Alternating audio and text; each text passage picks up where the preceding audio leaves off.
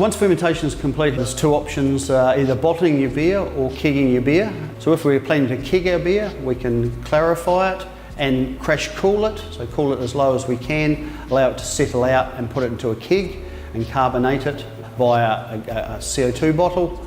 Or if we're wanting to put it into a bottle, we need to not clarify it, we allow it to gravity settle for an extra couple of days, and then we go into the bottling process. Today we're going to go through the practice of bottling. We've got some plastic PET bottles, 750ml. They've been sanitised with our non-rinse sanitiser, so they're all clean. We have a filling cane here that has been sanitised as well and sitting in the jug ready to go. And we have our carbonation drops.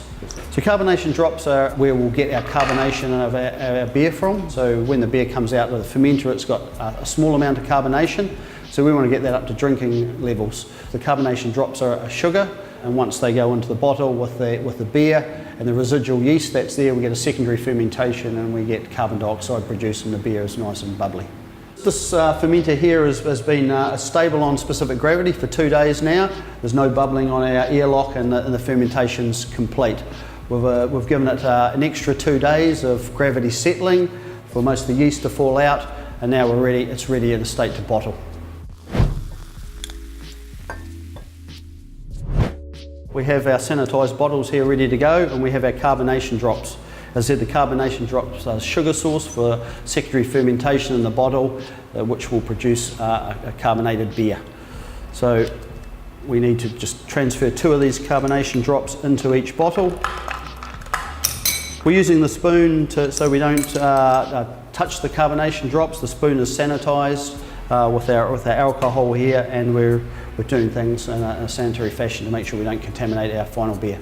Once we're ready to bottle, we've got our filling tube here, which will connect to our fermenter.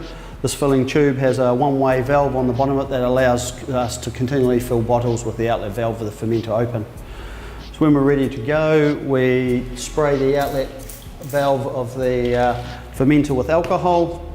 We fit our filling tube, opening the valve of the fermenter.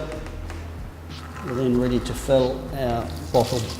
We fill the bottle to within 30 to 40 millimetres of the top of the neck. Then we squeeze the bottle, bring the liquid to the surface, then we put the cap on. And that's our completed bottle. So now we have our fermenter beer bottled and ready for a secondary fermentation. So over the next 2 weeks, if this bottle was held at ambient temperature, the residual yeast is in there that will digest that sugar that we added, those sugar drops, and produce carbon dioxide. And that's the carbon dioxide that we all know is part of the fizziness of beer. So after 2 weeks, secondary fermentation is complete, and then we're ready to cold store the beer for a period of 1 to 3 weeks, depending on the style of the beer and how much maturation you believe it needs. After that, the beer's ready to drink.